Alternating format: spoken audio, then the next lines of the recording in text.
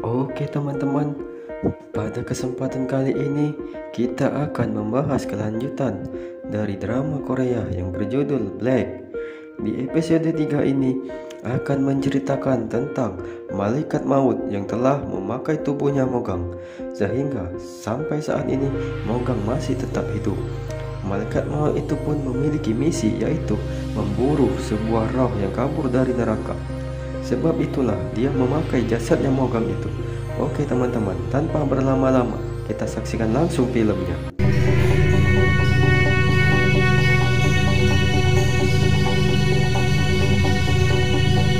Di awal film, kita akan diperlihatkan dengan malaikat maut yang sedang berada di neraka. Singkat cerita, dia memiliki rekan seorang laki-laki muda untuk menjalankan misinya.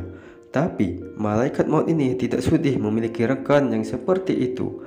Alhasil, dia pun menyuruh rekannya itu untuk pergi sendirian menjalankan misinya itu. Tapi apa daya, ternyata rekannya itu kabur dan tidak melaksanakan perintah dari surga. Singkat cerita, semenjak kepergian rekannya itu, malaikat maut pun mendapatkan masalah. Dia pun ditugaskan untuk segera menemukan rekannya yang kabur itu.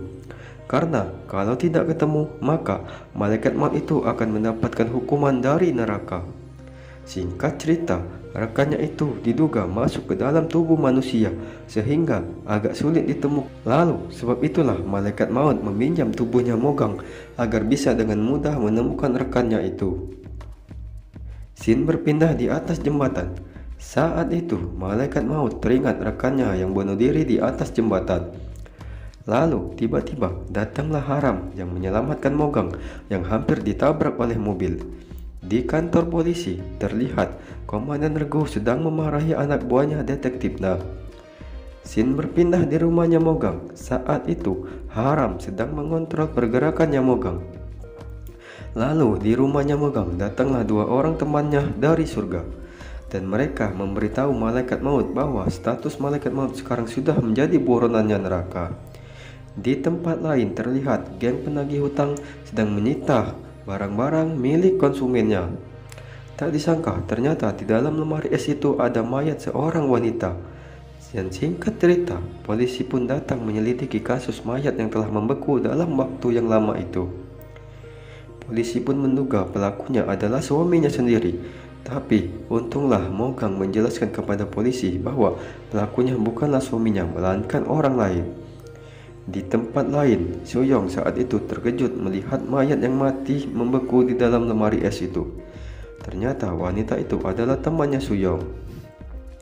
Lalu tiba-tiba Suyong pun diancam oleh seorang laki-laki tua yang belum tahu siapa sebenarnya laki-laki itu.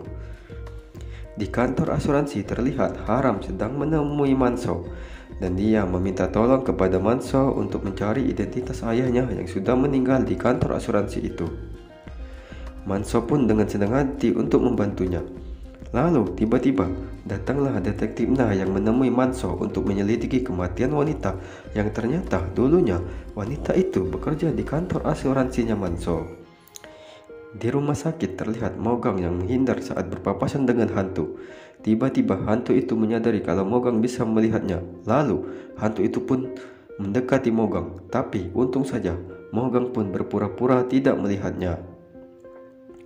Di tempat lain terlihat kepala asuransi sedang menghajar Manso karena Manso tidak becus dalam mengatasi berita yang telah menyebar tentang karyawannya yang meninggal di dalam lemari es itu. Lalu tiba-tiba Manso menyadari kalau Haram memiliki kemampuan yang bisa meramal kematian seseorang, dan itu sangat berguna bagi perkembangan asuransinya itu. Lalu dia pun datang mengajak Manso dan Haram untuk bekerja sama dengannya. Tapi apa daya, Haram pun menolak tawarannya Manso, dan dia pun langsung mengusir Manso dari rumahnya.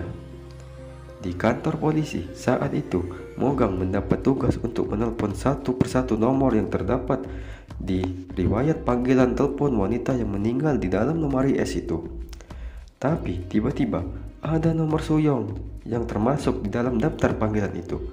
Sontak saja melihat hal itu, Detektif Na pun langsung pergi menemui Suyong dan menanyakan secara detail hubungannya dengan wanita yang meninggal itu. Tapi sepertinya Suyong mengelak. Dia hanya berkata bahwa wanita itu pernah menjadi pasiennya pada waktu itu. Di rumahnya Manso saat itu tiba-tiba Manso menemukan berkas yang diminta oleh Haram. Langsung saja Manso pun datang untuk menemui Haram dan untuk memberikan berkas tersebut.